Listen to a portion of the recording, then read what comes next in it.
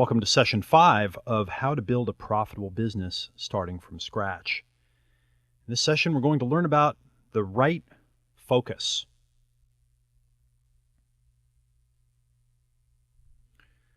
Time focus tip number 1, stop multitasking. It's critical that we focus our attention on our highest value activities. Do the things that are most important. Multitasking, or parallel processing, doing many things at once, robs us of productivity. It's actually very inefficient for most people to do many things at once. So, we want to stop checking email all the time, stop checking the voicemail all the time, stop keeping the phone ringers on, stop doing a whole bunch of things at once. Now you might say, yeah, but hang on a minute. There are certain times when I need to be available. I've got to take phone calls. I have to take email, etc. That's true. And in fact, during those times, you're going to want to knock out a bunch of stuff in a row. But what you want to do is you want to kind of corral all of that activity into little pockets of your day and do what I like to call enlightened multitasking. So most of your day, you're not multitasking. And then in little chunks, you are. Now, this is very challenging with all of the different technology and the pop-ups and all kinds of auto alerts and text messages and sounds and things that are trying to grab our attention. But we have to turn the machine off, stop multitasking, and schedule the times when we're going to multitask. You might even go as far as to put a voicemail message on your phone and an email autoresponder up that says, I'm working right now. I answer email and phone calls between noon and 1 p.m. and then again between 4 and 5 p.m. So you can expect a response in one of those slots.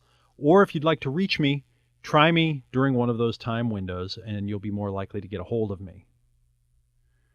Watch what an autoresponder and watch what a voicemail like one of those does. Okay, it will dramatically cut down the demand, the real-time demand on your time. See, most of us have programmed others that were available. Okay? We program them that were available. And we've got to stop that, which leads to time-focused tip number 2, eliminate distraction and interruption. Okay, eliminate distraction and interruption. The access that we've given everyone, okay, that we've allowed them to have, and the programming that will get right back to them or we're available anytime, this is really a problem. I was once in a business meeting with someone who, it was a very important business meeting, and their phone rang. They quickly grabbed the phone, looked at it, and ran out of the room. And they came back in, and after a few minutes, and they said, it was my wife. I had to take the call. And I said, okay, fine, but really? Like, you had to take it even though you're doing something that's important right now? Well, what if it was important? Well, what if it was? I mean, can't you come up with like a code for your phone? Like put a special ring on there that if, they call from this number, then you have to answer it. But you answer every single call from your wife at all times? Okay, well, this was a problem. And this is unfortunately how we all live our lives. We tend to take the interruptions from anyone who has them, and we tend to take them from technology, we take them from our phone, we take them from marketing. And what we really have to do is eliminate this distraction and interruption. We have to distraction and interruption proof our lives. And this is not intuitive for most people, okay, because I think that we humans are actually wired to look for distraction, to seek out distraction and interruption.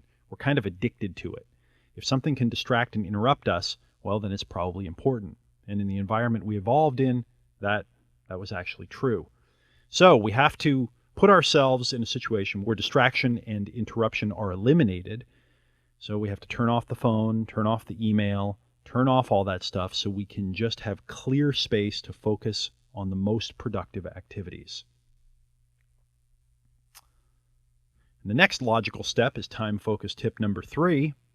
Focus work in uninterrupted blocks of time of at least 1 hour, a minimum of 1 hour. I was originally turned on to this idea by Peter Drucker, the author of The Effective Executive. He talks about that we have to focus our time in uninterrupted blocks working on the important stuff. An hour minimum, ideally blocks of a couple of hours, no interruptions. You'll find that you get a lot more done when you turn off and prevent all the distractions and interruptions and you just work on one thing at a time. And what you'll also find is there's almost nothing that can't wait at least a couple of hours. There's almost nothing that can't wait a couple of hours. Most of us are so in fear that we'll miss out, or that someone's going to try to call, or we're going to miss our big opportunity, someone's going to need us, that we just get chained to our phones, to our email, to everything else. It's important that you get time to focus on the important stuff because it's not going to do itself. So focus your important work in business in blocks of at least an hour, ideally 2. Time focus tip number 4. Do the high value work first. What's the high value work? Well, it's the stuff we've been learning about. Talking to prospective customers, creating products, doing sales and marketing. That's where 80 or 90% of the value in your business is going to be created, but it's also the stuff that's not urgent. It's not the stuff that's banging on your door and saying, you have to do me now. Okay? It's the stuff that is waiting outside for you to come out and say, okay, are you ready to get to work? So you have to do the high value work first. Schedule the high value work first. Spend the first couple of hours of your day talking to prospective customers, making sales calls, creating marketing, creating innovative products. If you will spend the first couple of hours of every day working on the high value work, then the other stuff will fit in around it. The other stuff will have to wait in line. If you do not prioritize the high value work first and do it first, it's probably never going to get done. Okay, so these tips go together. We have to stop multitasking. We have to eliminate distraction and interruption. Focused work in uninterrupted blocks of time of at least an hour, and then do the high value work first. All leading up to time focus tip number 5, create intentional routines that become long-term habits. As I learned from Tony Schwartz, who's the co-author of the book, The Power of Full Engagement, an amazing book that he wrote with Jim Lair, The Power of Full Engagement, we only get a little bit of willpower. Okay? And science is proving this out in various ingenious experiments. We get very little willpower, and we usually burn our willpower. We burn it on internal conflict and external conflict, and on multitasking and resisting temptation, and then we don't have any left over to get ourselves to do the things that we know we need to do. Because we only get a little willpower, we need to use it in the most efficient way possible. The best way to use your willpower is to create new habits. So what's a habit? Well, a habit is something that you do every day, usually around the same time. Turns out that most of us are creatures of habit, and the things that we did today are the same things we did yesterday and the day before at around the same times. The thoughts that we have are about the same thoughts that we had yesterday, maybe in a little different order, but mostly the same. So we're creatures of habit. Since we're creatures of habit, we should create the habits that will serve us long term. Turns out that habit creation is not an instant thing. You can't instantly create a habit. But what you can do is you can use the little bit of willpower that you have every day to do the same thing at the same time. And after a few weeks or a month or 6 weeks, you'll find that it becomes a habit and you don't have to use willpower anymore because it automatically pulls you into it, just like all the habits that you have right now. Okay, this is a very, very high leverage piece of information. Okay, and it's a high leverage technique that you can use. You want to use this in your life. Once a month, create an intentional routine. Use your willpower every day to make sure you do it. And after a month or so, it will become a long-term habit. Imagine a year from now if you had 12 new powerful habits that created value, okay, that got you focused, that got you doing the things that grow your business and grow your profit. 12 new habits that you did every day. How would your life be different? The trick here is you've got to create the routine. You have to sit down and imagine what it's going to be like, write it out, practice it slow, and then use your willpower every day to do it. Which leads to time-focused tip number 6. Expect resistance. Expect resistance. It makes sense that we need to use our willpower to create rituals, create routines, create habits. But what we don't expect is that on the second, third, fourth day, it's going to become very, very difficult. Okay, the first day you get all excited about it. Okay, you get organized, you sit down, you do it, you feel great. The next day you do it again, still feels good. But then the third day, the fourth day, you realize, wait a minute. I usually have this other thing that I do. People usually call me at this time. I'm usually available. Wow, I'm not used to doing this. This feels different. This feels challenging. What happens is the old you and the old habits come up and they say, wait a minute, I've got a voice here and I don't want to do that new habit. I want to do the old habit that I'm comfortable with. So I call this habit gravity, and the metaphor that I like to use is that when they launched the space shuttle, okay, when they launch one of these space rockets or a space shuttle into space, most of the fuel is burned in the first couple of minutes of the flight. So if you notice, when they launched the space shuttle, it would be strapped to a giant rocket. Okay, essentially a giant bomb that's exploding slowly that propels this thing up into space. And that's over 80% of the weight. I think it's 85 or 89% of the weight. Those rockets that are on that giant rocket that it's strapped to, those rocket engines, they only burn for a couple of minutes. But in that couple of minutes, they get the space shuttle up something like 26 miles from the surface, far enough that it reaches escape velocity and it can escape from the Earth's gravity. And then those little tiny rockets and a little bit of fuel that the shuttle's carrying inside of it, that's enough to last it for 2 weeks while it's flying around the Earth and coming back in. And so most of the energy is in the beginning. And this is what happens when you're creating a new habit, when you're creating a new routine in your life. You start it off, and you need to put most of the energy in the beginning. This is why it's so important to preserve your willpower. It's also why it's so important to do the important things early in the day when you still have some willpower. You do them first thing, before you've gotten interrupted, before other people have pulled you in different directions, you've faced internal conflicts. You want to do it when you've still got the willpower. By the way, what's the highest leverage thing that you could do with your whole life? Okay, what's the highest leverage thing you can do? The highest leverage thing you can do is to get yourself into an optimal state of physical health. Okay, because this creates the context or the container for an optimal state of emotional health. And when you have the two of those, that creates the container or the context for an optimal state of mental health, which creates the container or context for the optimal state of relationship and business health.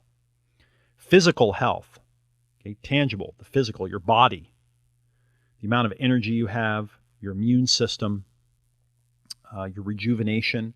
This is critically important. So if this is the foundation of it all, what should you spend the very first hour or two of your day doing? Making your physical self strong.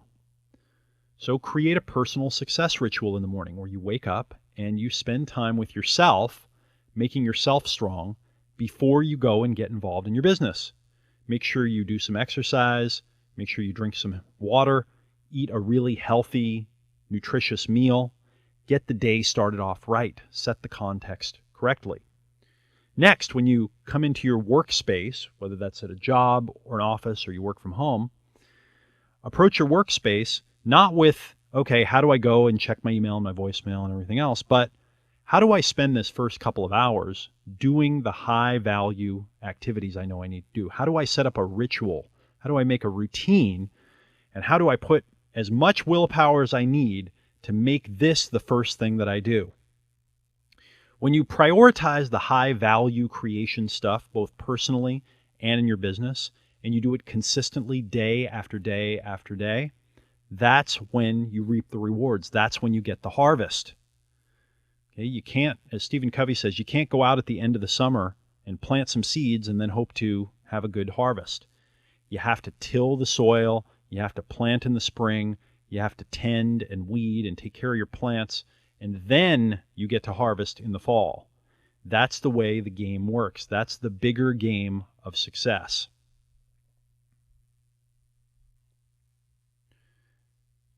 Time focus tip number 7. Create an environment that keeps you focused on the high value work.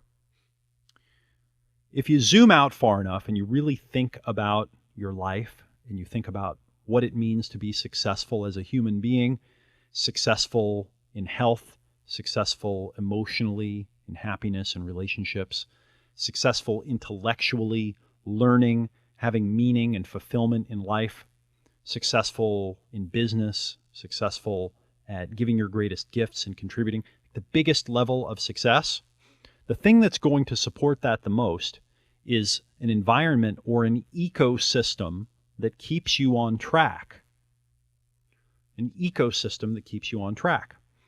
If you notice here on Earth, which is the only place that we know of so far where there's life, every animal, every life form is perfectly adapted to its environment or to its ecosystem.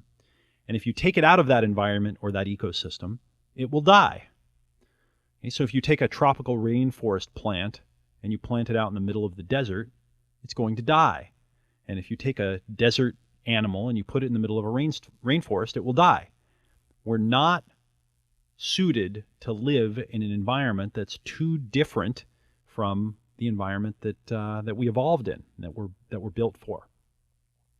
If you're going to become a different creature, essentially, if you're going to take control of your life, if you're going to create a successful, profitable business, you need to create the ecosystem that supports that. And the ecosystem that supports that success is probably very different from the ecosystem that has supported whatever your past results have been. And it's a little bit of a shock to realize that you're probably going to need to change your environment. You're going to need to change how you interact with your environment, the people that you interact with, and maybe even the location where you are. If your priority is a profitable business, then you need to reorganize your life so that that's what the result or the emergent is. Not try to make a profitable business that is the result of what you're already doing, because it's not going to happen that way. The world right now, there's too much temptation. There's too much temptation to go hang out with our friends, to watch television, to watch the news, to eat junk food, to gossip, to take drugs, to look at porn, to do whatever all these things are that are coming up that just push our little chimp buttons and really take our attention away from what's important. There's too much temptation for us to combat anymore.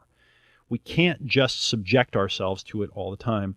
We need to create a conscious environment or a little ecosystem that keeps us focused on the high value work. So the question I have is, what could you do to make it so that your environment supported you doing the high value work? How would your environment need to look so that you came into that professional or work environment every day, and the first things that you did were talk to customers, create innovative products, and work on your sales and marketing? what would your environment have to look like? Would you need to have an office in a different place? Would you need to have a lock on the door? Would you need to put soundproofing up? Would you need to make it so there are no phones that are in there? Like, what would you need to do so that it guaranteed that every day you worked on the high value work and you didn't get distracted with all of the other stuff that's in life? You might even need to get yourself a coach or some accountability or some type of mastermind group to be part of, so that every week or a couple of times a week you just kept coming back and it kept refocusing you and reminding you. So what's the environment, both physically and on the abstract or kind of the emotional, psychological, mental level, that would act as an ecosystem to support your growth and your focus on the high value work? If you don't create an environment, including the office space, the lack or removal of distraction and interruption, the people, okay, all the things that will support you doing the activities that you need to do, taking the actions that you need to take, then they're almost certainly not going to get done. That's just the way we work. We're highly distractible creatures, and we're always looking for the next distraction. And unless you set it up so that you can't get distracted and you constantly go to work, just like in a garden, weeds grow on their own. You have to keep plucking them out. You have to keep tuning your environment, because the distractions will find their way in and make it so you do the high value work. So how could you create an environment that keeps you focused on the high value work? So now let's do an exercise to sharpen your focus. Okay, so you have this exercise, focus yourself like a pro. So you should be looking at this. At the top it says focus yourself like a pro. It's critical that you use every minute working in business to create the most value and to keep yourself on track with this mindset every day. Use this exercise to eliminate distraction, identify your highest value work, and create routines that work. So first, what is the activity in your business that creates the most value that you must do every day to build a profitable business? Okay, I've given you a lot of hints on this one. You should know the answer. Second, how can you set up your life and your environment so that you reduce and eliminate distraction, interruption, and multitasking? What do you need to do to create a little ecosystem that reduces and eliminates distraction, interruption, and multitasking? And then finally, what's the first routine or habit that you want to put in place that you'll do every day at the same time for the next 30 days? Okay, this is the booster rocket on the space shuttle. We need to reach escape velocity.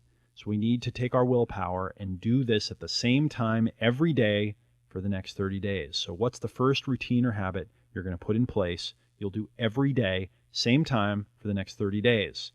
I've already given you the tips of what the most important activities in business are, so you want to choose one of them and write it down here. So do this exercise now, and I'll see you in the next session.